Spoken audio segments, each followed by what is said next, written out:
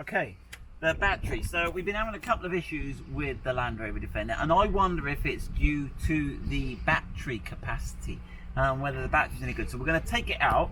I'll show you where the battery is. Now this is quite a retro touch. So if you slide your front seat forward, you'll see a little hatch here, and if you pull that, so how's that fit? We've got some little doppely things there that go into these little sort of rubberized little catchers here and here. And then at the back you've got two prongs, so you've got to sort of lift it up and slide it out. It's got some sort of clever little double. It looks like you've also got some airflow ducting going through here, so the air heater goes here, must blow for the rear passengers, which is kind of cool. There we go. Right, so there you go. And that's quite retro, because anyone who remembers the old Defenders, the battery was indeed under the seat. So we can see the battery there, so I'll grab a spanner now. Now I'm not sure if I'll be able to remove it. I guess I could try and get the seat up as high as it will go, or it might be easier to take the seat out.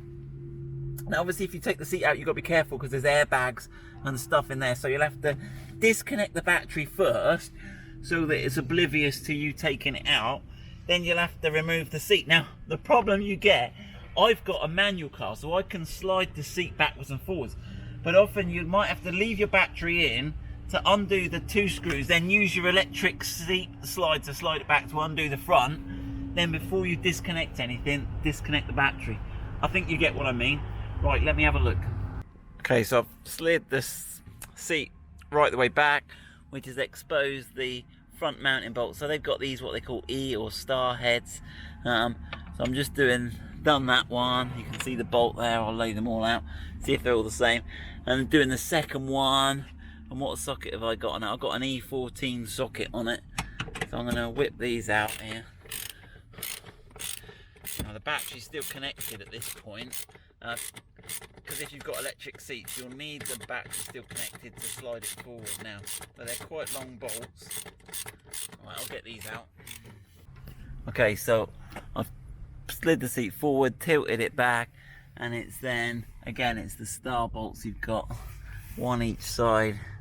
And you've just got enough clearance to get those in with the seat slid fully forward. Okay, so all four bolts are the same, so you don't need to worry about getting those mixed up. So we've got a separate connector on here, which I think I'm going to disconnect first. There's a little bit you have to press on the side here to disconnect that connector there. And then disconnect the earth first. So a 10mm spanner on there. Give that a couple of turns.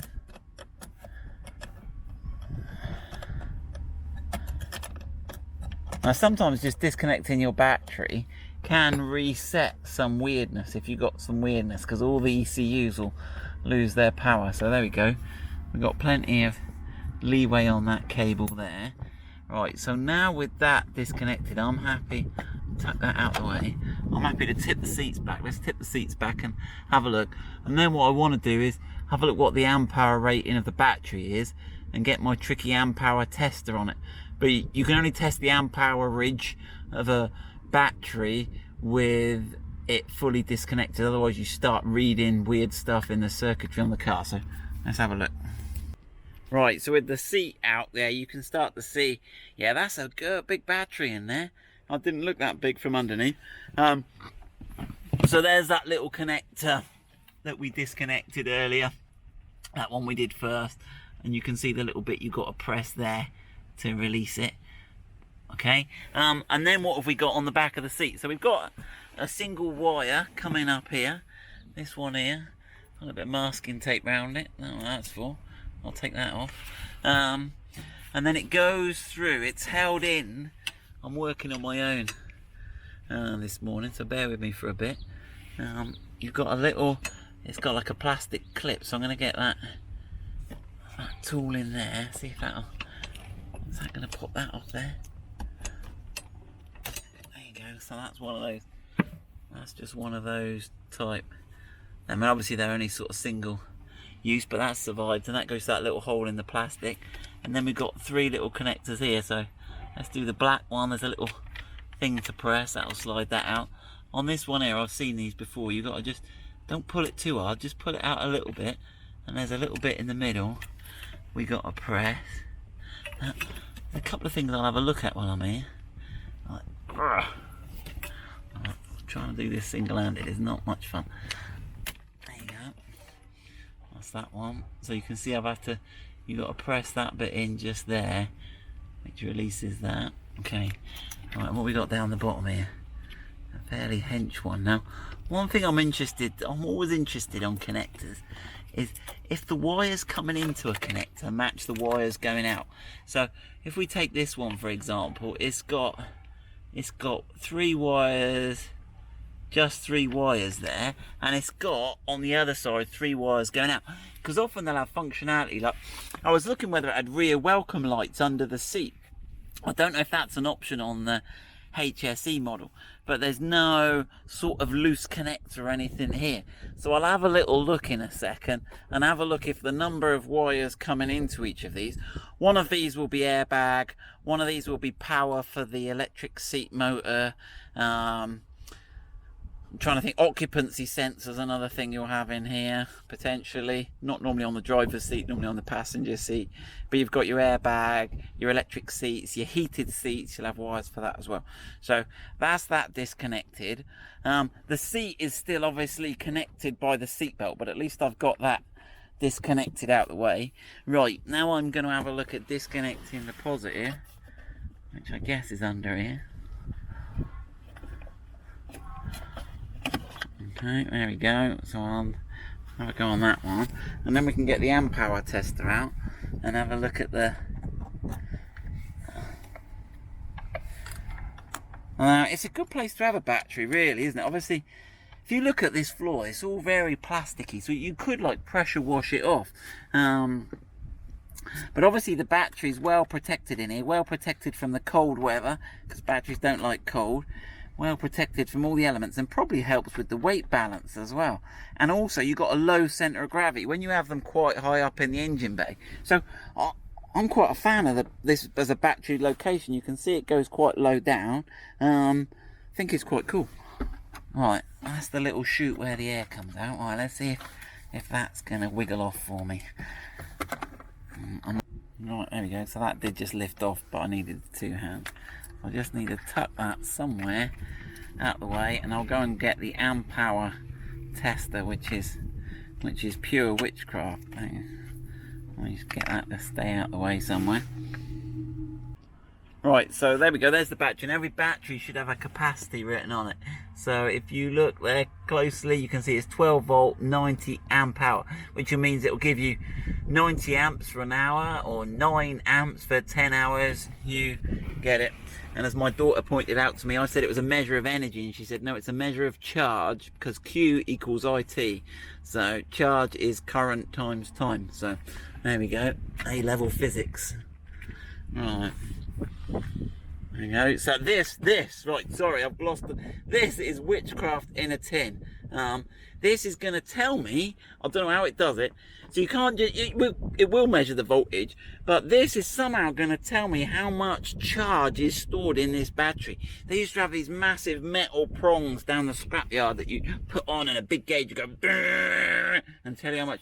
But this is some witchcraft wizardry. So it uses the power of the battery to power it up. It goes powering up. It does take its time, but we'll forgive it. Right, powering up, and it says set to calibrate. It normally tells me the voltage. I don't need to calibrate. 12.51 volts, which seems alright.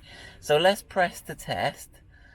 Okay, and it's testing there, and we're looking for something close to 90. If it's, oh, it's 100. It's over 100. So we've got no battery issues. So we've got a good battery, so that's a good starting point. So I will end the video there. What I might need to do is to put the voltmeter or the oscilloscope across the battery and see where the battery voltage drops to when you start the car up, because I still got my suspicions that everything's trying to start up at the same time and causing the voltage to drop and causing weird things to happen. But that's just my own theory. It's probably complete nonsense, but we've checked the battery, which I think is a good start. There you go. So that's Land Rover Defender battery. One thing that Julian just asked, he said, well, that's great having the battery under the seat. I get all that, but where are you going to charge it? You're going to have to like do that every time you want to charge it, or but indeed no. So if you look under the engine bay, you've got this little box here with a plus that's got a little point you can connect your jump leads to there, and if you notice, that's got a sort of ribbed sort of finish on it there. That seems to match this ribbed finish you've got on this strut here, and yeah, lo and behold, you've also got the battery earth cable going to that. So there's your under-bonnet earth, there's your underbody positive. So if you want to connect your jump leads, that's where you can do it. Might be useful for measuring the battery voltage there actually as well. Right, there we go. All about the battery. Bonus feature for those that are interested. What's under the other side then? So if under the driver's seat you've got the battery, what's under here? So I've got to lift that up again. I probably could do it pulling the seat forward a bit. Whoa, look at that. It's like some electronic stash. So basically I've looked up these part numbers, and that's where your main infotainment system is stored. Again, it's out the way of the water, it's out of the way of the elements. It's not a bad place to keep it. So, because I think some people have said, oh, you're going to put twin batteries on it and do some off-roading, which is an interesting idea, but I'm not going to get my second battery in there. Now, yeah, and the floor is high, so it hasn't got the, you'd probably find the fuel tank or something's under one side, and on the other side they can put the big battery box in underneath. We'll have to have a look underneath, but there you go. You're not going to get a battery in the space under the passenger seat.